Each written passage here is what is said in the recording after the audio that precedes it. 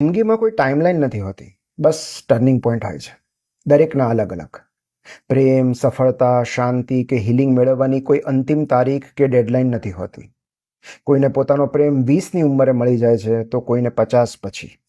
કોઈને જીવનની દિશા બહુ વહેલી મળી જાય છે તો કોઈને મધ્યમ વય સુધી નથી સમજાતું કે તેમને શું કરવું છે. આપણે એક એવી સામાજિક અને સામૂહિક માન્યતામાં પીડાયા કરીએ છીએ કે 30 સુધીમાં આટલું થઈ જવું જોઈએ, 40 સુધીમાં આટલું મળી જવું જોઈએ. પણ એ ટાઈમલાઈન કોણ બનાવે છે? આપણા દરેકનું જીવન કોઈ વાર્તાની જેમ ખુલે છે, કોઈ ચેકલિસ્ટની જેમ નહીં. અણધાર્યા વળાંક આવે છે અને કોઈ તદ્દન નવા અધ્યાયની શરૂઆત થઈ જાય છે. એ આત્મકથા હોય કે જીવન ચરિત્ર, શ્રેષ્ઠ વાર્તાઓ ક્યારેય ટાઈમલાઈનને ફોલો નથી કરતી. એ માત્ર પોતાના સત્યને વળગી રહે છે. સમય કે ઉંમર કોઈ ફૂટપટ્ટી નથી જે આપણું મૂલ્ય નક્કી કરે. સમય એક નદી છે જેના પ્રવાહમાં વહેતા રહેવાનું હોય છે. જીવનના કોઈ કાંઠે આપણે વહેલા કે મોડા નથી પહોંચતા. બસ ત્યાં અને ત્યારે જ પહોંચીએ છીએ જ્યાં અને જ્યારે આપણું પહોંચવું સાર્થક અને જરૂરી હોય છે.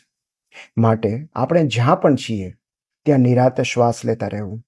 કારણ કે જીવનની અપ્રતિમ ક્ષણો અને ઘટનાઓ ક્યારેય સુનિશ્ચિત કે શિડ્યુલ્ડ નથી હોતી. એ ઓચિંતી, અણધારી અને અનિશ્ચિત હોય છે, કોઈ સેરેન્ડિપિટી જેવી. અને સેરેન્ડિપિટી ક્યારેય કેલેન્ડર જોઈને નથી આવતી.